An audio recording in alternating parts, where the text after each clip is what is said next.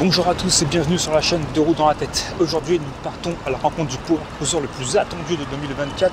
Il vient de Chine, c'est la Benda LFC 700. Et vous allez absolument tout savoir sur ce nouveau modèle, mais ça une fois que vous serez abonné.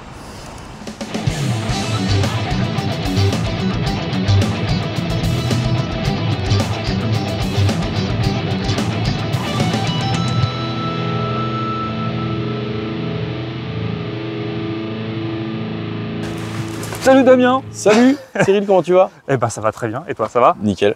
Je suis très content de t'accueillir aujourd'hui avec une moto exceptionnelle qui vient de sortir. Oui. Bon, alors elle vient de sortir, début d'année. Ça dépend du continent. C'est à peu près ça. En Chine, elle est sortie depuis un petit moment déjà. Ouais, 2-3 ans je pense. 2-3 ans. Et là, elle arrive en Europe et notamment en France. Elle arrive, ça fait voilà, quelques mois seulement. Ouais, elle est arrivée, moi celle-ci, elle arrive au mois d'avril. Bon, là, ça c'est sur le continent européen. J'ai vu même qu'ils veulent Benda, parce qu'on parle bien d'une Benda LFC 700. Oui. Ils veulent aussi s'exporter aux États-Unis. C'est fait. Et depuis 2024, ça y est, ils y sont quoi. Ouais, ils y sont. On en retrouve au Mexique, en Argentine, puis dans le continent américain, nord-américain, quoi. Donc non, ça y est, ils commencent déjà à s'implanter un peu partout. Donc Benda, effectivement, c'est un énorme constructeur en Chine, une trentaine d'années d'expérience en termes de deux roues motorisées. Donc voilà, c'est des gens, je pense, sérieux qui savent faire des deux roues motorisées. Même si pour nous, c'est une découverte, une nouveauté. L'ambition de Benda, c'est de faire des motos pas du tout conventionnel. Et c'est très curieux de la part des Chinois parce que jusqu'à présent, on connaissait un peu leurs produits, leurs scooters, leurs motos. C'était des petites cylindrées, des motos économiques. Des copies. Et des copies, principalement. Donc jusqu'à présent, ça nous faisait un petit peu rire, on prenait ça un peu à la légère et puis ça s'adressait à un public qui voulait se faire plaisir à moindre coût. Oui. Et là, ils arrivent avec ça.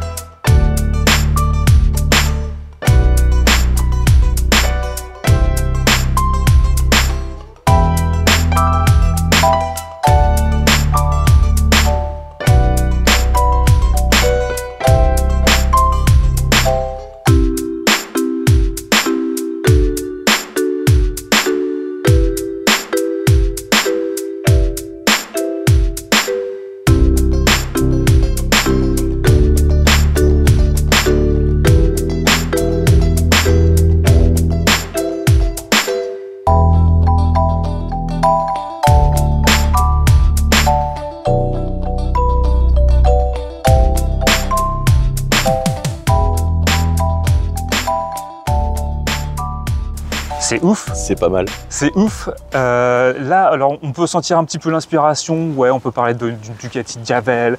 On peut parler de VMAX. Ouais, un petit VMAX. Un petit peu le côté écope aussi Viking, je dirais. Ouais, tout à fait. Power Cruiser dans l'esprit à 100%. Oui. Une fourche qui est hyper inclinée. Un pneu arrière colossal du 310. 310, 35, 18. Qui n'existe sur aucune machine d'origine sur le continent européen. C'est ça. Il se voulait être la moto d'origine sortie avec le plus gros pneu du circuit en fait. Donc, c'était leur ambition dès le départ. Je sais pas si c'était leur ambition, mais en tout cas c'était leur pub. C'était pour faire chier Harley dès le départ. Faut qu'on fasse le tour rapidement avant même de parler de toi. Mais elle est tellement atypique cette moto qui... Regardez un peu cette gueule qui est là. On ne peut pas dire que ce soit une copie purement d'une moto existante parce que finalement, des pots d'échappement comme ça, on n'en trouve nulle part.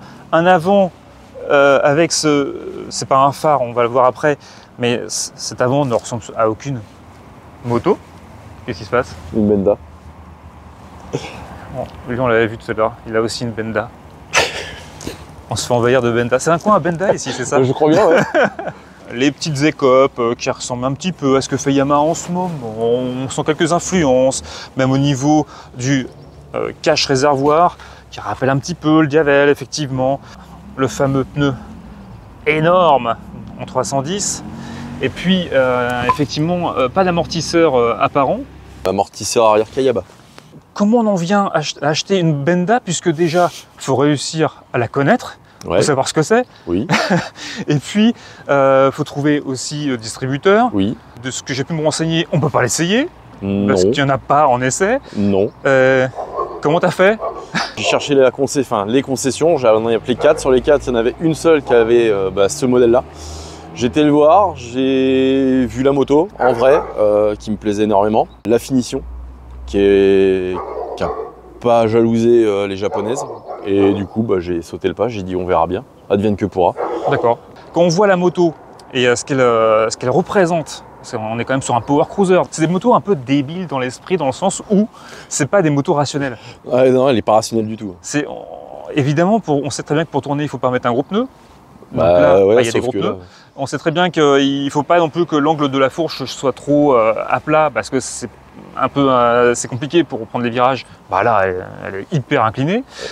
Il y a plein de choses comme ça qui sont un peu un non-sens, mais finalement qui sont hyper agréables à conduire. Ah oui, non mais honnêtement, moi je prends un panard à conduire ça, c'est le pied à conduire, honnêtement c'est le pied.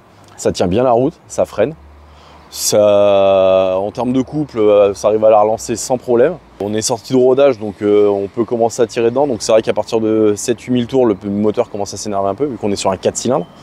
Donc voilà, c'est ça qui est marrant sur cette moto, c'est que c'est un power cruiser et c'est... alors en même temps, la VMAX chez Yamaha était aussi un 4 cylindres. Donc finalement, c'est pas si délirant que ça. En termes d'architecture moteur. Oui, c'est juste qu'avec l'époque actuelle où les 4 cylindres, on leur dit au revoir. C'est vrai que notamment les Japonais qui étaient vraiment les étendards du 4 cylindres, qui en mettaient partout, même sur les petites cylindrées, font marche en arrière et proposent maintenant du 3 cylindres, voire même du bi.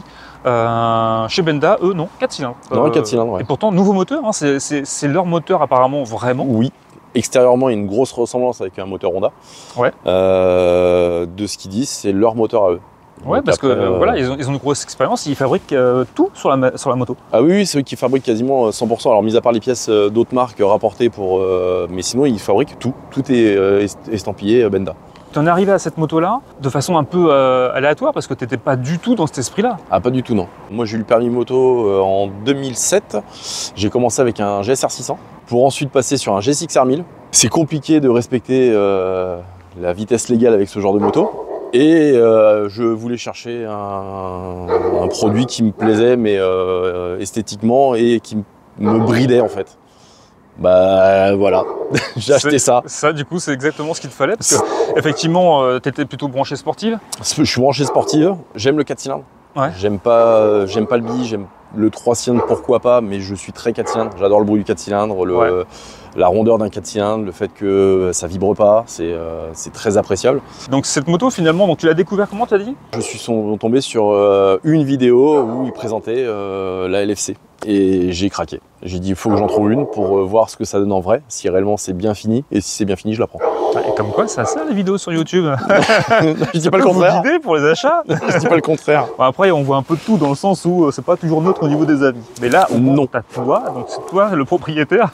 Donc tu peux nous dire en toute franchise exactement ce que tu penses de cette moto. Oui. Et donc tu l'as découvert grâce à YouTube. Oui. Tu as réussi à trouver du coup un revendeur. Ouais, en 24-48 heures, j'ai trouvé un revendeur et un revendeur qui en avait une. Alors j'ai eu une grosse part de chance, hein, parce que je sais qu'il y a des gens qui ont voulu l'avoir après que je l'ai acheté. Donc les gens qui étaient comme moi qui voulaient l'avoir 72 heures après, il n'y en avait plus. D'accord. Donc il a été obligé d'en recommander. J'ai l'impression que Benda frappe fort sur le marché européen et qu'ils ont un peu de mal à vraiment tout distribuer pour l'instant. Il y a une grosse demande, j'ai l'impression. Alors je pense qu'il y a une grosse demande, sauf que les gens ne cherchent pas énormément et ils vont se cantonner à une concession. J'en avais appelé 4. Alors je suis un peu tatillon aussi. Je voulais absolument que ce soit une concession avec une enseigne, aussi une grande enseigne. Parce que je voulais être sûr de pouvoir, quand quelqu'un me la répare, n'y va pas à tâtons. C'est-à-dire qu'ils sachent ce qu'ils disent aussi. D'accord. Parce que bon, on achète chinois, on a toujours cette peur-là que ça tombe en panne. Mais non, pas pour le moment. On connaissait un petit peu les motos chinoises jusqu'à présent, qui n'étaient pas ultra valorisantes. Non, avec un coût pour être honnête, restreint. C'est très restreint, c'était mal fini, ou alors en termes de qualité, on se disait c'était toujours un petit peu plus fin. Il y avait toujours le petit truc qui faisait, on voyait bien que au premier coup d'œil que c'était du chinois. Là, honnêtement, on enlève le logo Benda. On arrête n'importe qui dans la rue, on lui demande quelle origine, il n'y en a aucun qui va dire ouais c'est chinois. Alors ce qui ressort tout de suite dans la vie des gens, c'est qu'ils s'imaginent que c'est une moto de préparateur. Oui, j'ai eu 2 ou 3 fois la question à savoir quel préparateur avait fait cette moto. Donc 3 fois les gens étaient très intéressés. Et quand je leur ai dit que bah, c'était Benda, une marque chinoise, l'intérêt tombait soit d'un coup, soit ils étaient encore un peu plus interrogés en se disant mais t'es sûr de ta qualité, t'es sûr de ton truc. C'est ça qui est marrant, c'est que pour les gens, quand ils la voient pour la première fois, notamment la FC700 dans la gamme, c'est quand même une des plus extrêmes de la gamme, hein, quand même. Hein. Oui. Il faut dire ce qui est. Elle passe pas du tout inaperçue, rien que par ses dimensions, puis c'est le design en tant que tel. Et le premier choc quand on la voit, c'est waouh, qu'est-ce que c'est que cette machine? Et puis, une fois qu'on sait que c'est chinois, on a tout de suite des a priori. Oui. Et en fait, on a l'impression que Benda veut détruire ces a priori et nous faire voir que c'est une moto qui est vraiment premium. Oui. En fait. Si on voit juste en photo, on peut se dire oui, bah, elle a une gueule, ok, ouais. Mais quand on regarde en détail, wow, c'est peut-être pas si fou que ça, quoi. C'est ce qui me faisait peur en fait, hein, honnêtement. Non, on est sur de la très belle finition. Honnêtement, il n'y a rien à envier à une japonaise. Ouais. Bah écoute, c'est l'occasion de faire un petit peu le tour de cette moto de façon plus précise. On voit un petit peu la qualité de fabrication parce que voilà, moi déjà un truc que je vois tout de suite, c'est le cadre. Et on peut pas le rater. C'est donc un cadre en aluminium. Ouais, 100% donc déjà, aluminium. on n'est pas sur simplement un cadre tubulaire en acier. Voilà, non, on est sur quelque chose qui est valorisant. Alors c'est marrant, il est juste peint, il est un peu granuleux. C'est un effet marbre, on dirait. Ouais, mais c'est super joli en fait. Hein. Et ça va vraiment dans l'esprit de la moto. Alors il y a deux coloris qui existent sur ce modèle-là. Ouais, il y en a. Alors il y a le gris et la noire. Et la noire, apparemment, il y aurait deux versions stickers différents. Je sais qu'en Chine, ils en ont des bleus aussi et des rouges. Ah ouais. Donc là, un fameux moteur avec 4 cylindres en ligne. Qui serait japonisé un peu dans l'esprit. Hein. Oui, je me retrouve totalement sur un moteur typé japonais. T'es pas dépaysé? Non. En termes de caractère, on y est. Caractère, alors par contre, caractère très lisse, un peu comme une Honda. C'est-à-dire contrairement à Suzuki qui a tendance à avoir des moteurs, une fois monté dans les tours, qui s'énervent un peu. Là, non, on voit vraiment que c'est... même s'il accélère, il se met à accélérer un peu plus rapidement, ça reste linéaire. Il n'y a pas de coup de pied au cul, il n'y a pas tout ça. C'est onctueux, entre guillemets. D'accord. Elle a l'esthétique d'un truc assez monstrueux, mais en fait, le moteur paraît plutôt sage. Oui. Linéaire, sans surprise. C'est ça. Mais avec un joli bruit quand même. Ouais, le bruit est sympa. C'était un peu ma peur aussi avec un gros pneu comme ça, à se dire que si ça se met à partir d'un coup, c'est un peu trop nerveux. Et au final, non, pas du tout. C'est vraiment... non, c'est souple comme conduite, c'est vraiment très souple. C'est facile à conduire? Ouais. D'accord. Honnêtement, j'ai mis 5 minutes à m'y faire. Parce que, est-ce que tu peux monter dessus, qu'on voit un peu la position de conduite? C'est typiquement Power Cruiser. Ceux qui connaissent bien les Harley ne seront pas dépaysés dans l'esprit. Les pieds quand même bien en avant. On n'est pas comme sur un roadster. Et on a des poignées qui sont assez hautes, un guidon assez haut. On est bien aéré sous les bras. Oui. On est bien chauffé entre les cuisses aussi. Le moteur chauffe beaucoup? Ouais, le moteur chauffe un peu quand même. Ouais. D'accord. Là, pour avoir fait 800 km d'un coup avec, ça commence à être chaud. D'accord. Ça commence à être chaud. J'ai fait 800 km d'un coup avec et pas de douleur particulière, quoi. Une moto dans un esprit un peu routière du coup? Oui, en fait, je pense qu'ils ont fait un truc relativement équilibré malgré tout. Mais si on l'emmène, elle y va avec bon cœur, quoi. On arrive à bien prendre les virages. T'as pas été décontenancé à cause du pneu, quoi? Non, pas du tout. Pas de souci là-dessus. Pas de souci là-dessus. Ok, pourtant c'est balèze. Hein. On voit qu'il y a des freins Brembo dessus. Alors je sais pas quel modèle de Brembo c'est. Je sais pas non plus, je ne pourrais pas te dire. C'est une fourche inversée. Oui. Et ils ont eu l'intelligence de protéger les fourreaux des graviers qu'on peut rencontrer sur la route. Ça paraît tout bête ça, mais c'est pas sur toutes les motos.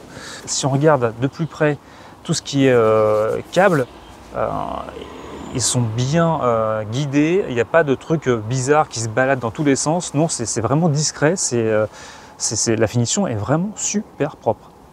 De toute façon, on voit pas les câbles, hein. Les câbles à l'arrière pour la plaque, l'éclairage de plaque, on le voit pas du tout, tout est intégré. Je vais faire un plan justement là-dessus. Au niveau du frein à disque, avec les câbles, regardez un peu la finition, enfin, sans mentir, hein, là c'est quand même très très propre. Hein.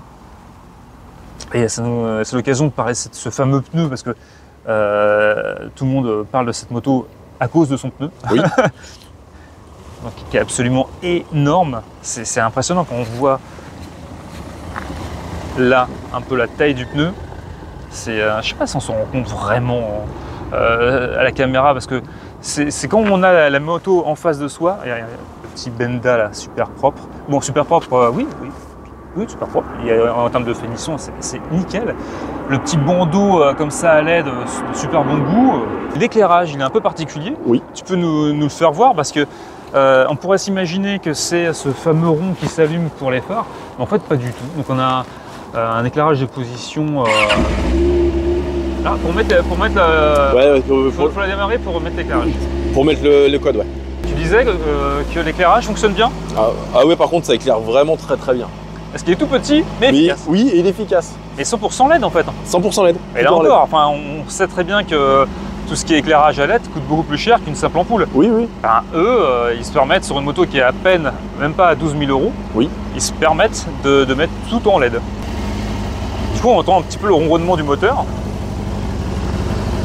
Avec cet échappement qui est hallucinant aussi, qui ressemble à rien de ce qui existe sur la production. C'est une curiosité cet échappement. Et il est complètement d'origine, ça change de tout ce qu'on connaît. En même temps, j'imagine pas trop autre chose. Moi non plus. C'est le prolongement finalement du sabot, en fait. Donc ouais, du cadre. Donc non, c'est vraiment esthétiquement, c'est très bien fini. Il y a un souci du détail quand on regarde. Il n'y a pas de choses qui ont été négligées en fait. Le bruit du moteur est très sympa. Donne un petit coup d'accélérateur quand même qu'on puisse voir. Ça sonne 4 cylindres. C'est clair, on n'est pas étonné, c'est du 4 cylindres. Non, c'est du 4 cylindres en ligne. Par contre, oui, ça respecte complètement la législation. Hein. C'est feutré, c'est doux, c'est mignon. Oui, oui. Même si je le trouve, j'ai été étonné parce que je la trouve un peu, par rapport à certaines motos de série, je le trouve un peu bruyant. Ah ouais? Ouais. Ça, c'est un truc qui est très curieux sur ce modèle, c'est la clé, qui m'a l'air tellement pas pratique à cet endroit-là. Bon, on s'y fait très vite, on s'y fait vraiment très vite. Ouais. Il y a d'autres choses qui sont un peu plus cheap et moins pratiques. Des blocs de direction avec 2 petites vis cruciformes, voilà, et qui est un peu cheap quand même malgré tout. C'est clair, on a l'impression que c'est toi qui l'as rajouté en fait. Et bah non. Ça c'est un peu débile parce que du coup ça t'oblige à retirer la clé et de faire le tour de la moto. Ouais. Oui, je confirme. La dernière fois, on était boire un cours avec des potes, etc. Je démarre la moto, j'ai pour partir et là, sur un blocage, obligé de rebéquiller, enlever la clé. Tu réteins la moto, tu refais le tour. C'est ça. Ils ont fait la moto, puis à la fin, ils se sont dit, en fait, il faut une clé, il faut la démarrer, puis il faut aussi qu'on puisse la verrouiller. Bon, on va rajouter ça là, vite fait. Ouais, c'est ça. Ça n'a pas été pensé, c'est bizarre. Ouais. Un écran TFT classique. Avec une très belle cinématique en plus. Alors, vas-y. Yes, c'est classe. Est-ce qu'il y a plusieurs types d'affichage ou pas? Non, en fait, dedans, on peut aller voir le mode moto pour savoir combien de kilomètres on a fait, ouais. La vitesse moyenne sur le déplacement, la vitesse max, l'ampérage de la batterie, le voltage de la batterie, pas l'ampérage, pardon, le réservoir d'essence en pourcentage. Ouais. Et puis voilà quoi. Pas mal d'infos en fait. Ouais, quand même pas mal d'infos. Je vois qu'il y a un petit i avec marqué My Car dessus. My Car, bon, My Bike plutôt, non? Ouais. Bah, le petit truc sympa aussi, vu qu'en gros il y a le Bluetooth, on se dit ouais c'est bien, ça consomme de la batterie. Ils ont quand même pensé à mettre pour le téléphone un d'origine chargeur USB. Yes, sur le côté, discret, protégé des intempéries. C'est ça. Ça c'est classe, d'origine et super bien placé. Top. Donc, mais toi, tu as des petits problèmes avec le Bluetooth? Oui, alors je peux me connecter sur la moto. Le téléphone la reconnaît, etc. Sauf que l'application me dit que la moto, je n'ai pas les droits d'utiliser l'application. Pourquoi? Je ne sais pas. Bon, je ne suis pas tout seul dans ce cas-là, on est plusieurs. Ah, c'est un problème récurrent sur le Benda en ce moment. Oui et non, en fait, j'ai l'impression que c'est tous les premiers qui sont embêtés. Et il y en a d'autres là, notamment un monsieur qui a acheté sa moto sur Nantes. Lui, il peut se connecter, il a le GPS, il peut changer la musique avec le Komodo de son téléphone, donc relié avec le Cardo.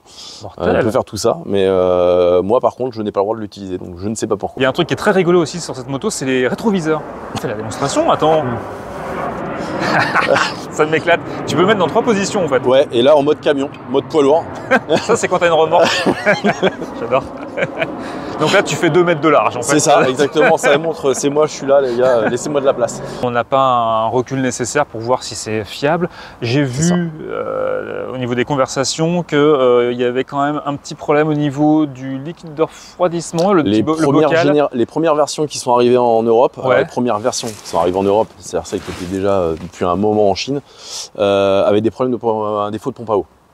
Ah, c'est la pompe à eau, Ouais, carrément. c'est un défaut de pompe à eau D'accord. qui est pris en charge, garantie à 100%. Pris en garantie, donc, pas de souci là-dessus. et les nouvelles motos, apparemment, le problème a déjà été corrigé. Donc, D'accord. On peut trouver les pièces facilement. Est-ce que Alors, pour trouver les pièces, c'est simple. Hein. Il y a donc soit le concessionnaire, ou alors directement sur Sigma Power, on peut commander les pièces. Ah d'accord. Ils font les pièces au détail, donc on peut les commander et les recevoir directement chez soi. Ok. Notamment là, il y a ils ont fait importer une béquille de stand pour celle-ci, parce que une béquille normale ne passe pas. Ah bah oui, là c'est un peu large. Donc du coup, ils ont fait une béquille de stand spécialement pour celle-ci, qu'ils l'ont importée, vous pouvez la commander directement sur le site. J'ai un concessionnaire que je connais qui l'a fait tomber à l'arrêt, sans le faire exprès, casser une écope. Il m'a annoncé un prix à moins de 100 € pour une écope. Là, du coup, ça paraît très correct. Sur le côté du pneu, Benda motocycle, et c'est quoi la marque King Tire. D'accord, ouais, ok. Donc, ils sous-traitent évidemment pour la fabrication de ce pneu. Comment on fait pour acheter un pneu de cette taille-là? Le prix a énormément baissé, on est plus dans les alentours des 450-500 € le pneumatique. Ça reste cher pour un pneu, c'est clair. Mais on est sur un pneu de 310, faut pas l'oublier non plus. Là, malgré tout, on est sur une moto chinoise, donc du coup, on paye une moto à un prix très correct, parce que moins de 12 000 € pour une moto de ce type-là. Alors, certains diront oui, mais c'est qu'un 700. Oui, enfin un 700, oui, en même temps c'est pas une moto qu'on va acheter forcément pour les performances. Là on est autour des 80 chevaux. On est à 78 chevaux, ouais. 78 chevaux, ok. Et 94 en Chine, mais bon. Ils n'ont pas les mêmes normes anti-pollution, on l'aura compris. Quand on regarde sur le marché ce qu'il y a à ce prix-là, on a des motos quand même qui sont ultra conventionnelles et il est rare d'avoir quelque chose qui soit aussi dingue au niveau de la ligne. Ouais, mais moi je voulais un truc radical en fait. Je voulais un truc qui se démarque totalement, parce que rouler avec la moto de Monsieur Tout le Monde, ça m'intéresse pas. Ou alors dès que ça me plaît, forcément, on est sur des budgets démentiels. Ouais. Là, on a quand même pour ce budget-là une moto qui est hors norme et qu'on achète évidemment pour le look. Mais c'est marrant parce qu'il y a un espèce de procès comme ça qui se fait des fois chez les motards en disant c'est des motos, m'as-tu vu? En même temps, tu achètes un véhicule, on sait très bien que ça a 2 roues, c'est un moteur, on sait très bien que ça va t'emmener normalement d'un point A à un point B, mais on veut que ça nous procure du plaisir. Alors, moi, je l'ai acheté que pour moi. Hein. Honnêtement, je l'ai acheté parce qu'elle me plaisait. Après, le reste, les regards des autres ne m'intéressent absolument pas. Ça attire quand même un capital sympathie, parce qu'il y a beaucoup de gens qui s'interrogent et ne connaissent pas la marque ou ne connaissent même pas la moto, donc ça pose. Ils viennent d'arriver sur le marché européen avec ce modèle-là, mais qu'en fait, en Chine, elle est sortie depuis quelques années déjà, et qu'ils en sont à la V2. Là, il y a la V2 qui sort, donc avec l'écope, ils ont poussé le vis ultra loin. L'écope ici s'ouvre en deux pour laisser place à 2 longues portées supplémentaires. Et c'est dans l'esprit, là ça commence à se transformer en moto de Batman, mais ouais, moto de Batman. Tellement dans l'esprit de cette moto. Maintenant que tu as l'expérience sur cette moto, c'est un peu l'occasion de parler des points faibles et des points forts. Ouais. En point fort, l'esthétique, tu l'as acheté pour... Ah ouais, je l'ai acheté pour, donc là-dessus, ouais. Ah, ça, il n'y a pas de surprise. La conduite qui est très agréable, le moteur qui est souple, le freinage qui a vraiment un bon mordant. Ils ont poussé le vis jusqu'à mettre un rétroéclairage sur les commodos. Enfin, les infos sont claires, ça éblouit pas, ça éclaire bien. Enfin, tout ce que je lui demande de le faire, elle le fait bien. Donc banco quoi. Défaut, vous tapez un nid de poule, vous y laissez 2 reins. Donc ah ouais. Ouais, non, quand ça tape fort. La course est peut-être pas énorme au niveau de la voiture. Je pense que la course ça va pas être spécialement énorme. Ouais. Et c'est surtout que le pneu, vu qu'il est très bas, on est sur du 35. Ah oui, ça amortit pas les masses. Il n'y a pas d'amorti, hein. Le pneu vous renvoie directement ce qu'il reçoit. Et le train avant qui est peut-être un poil léger. Ah ouais? Ouais, on voit que vraiment tout le poids est excentré à l'arrière et le train avant, on va vite à le prendre en défaut. Puis alors, pour tout vous dire, elle est restée neuve réellement 10 minutes. Et au bout de 10 minutes, elle a eu ses premières rayures. J'ai frotté le cale-pied. On le voit, le cale-pied, il est quand même très bien. 2000 km tu as fait avec. Pour l'instant, ravi. Ouais, mais franchement, vraiment très content. Très content de cette moto. Et je le rappelle, hein, t'es le propriétaire de la moto, t'es absolument pas payé par la marque non. pour en parler en bien ou Non, mal. pas du tout, non. Presque un sans faute. C'est ça. Donc on verra par la suite. En même temps, tu la garderas. Je vous redirai ça, je reviendrai. Ça marche. Merci Damien de toutes ces infos qui vont sûrement intéresser beaucoup de gens parce qu'il y a peu de retours sur ce modèle pour l'instant. Bah, avec plaisir. Donc nous on se retrouve dans un prochain épisode. N'hésitez pas à vous abonner, surtout c'est ce qui fait vivre la chaîne. On est sur Facebook, on est sur Instagram. Et puis n'hésitez pas à liker et surtout commenter cette vidéo parce que je pense qu'il y a pas mal de gens qui se posent plein de questions. Voilà, à bientôt. Ciao. Salut. Ciao.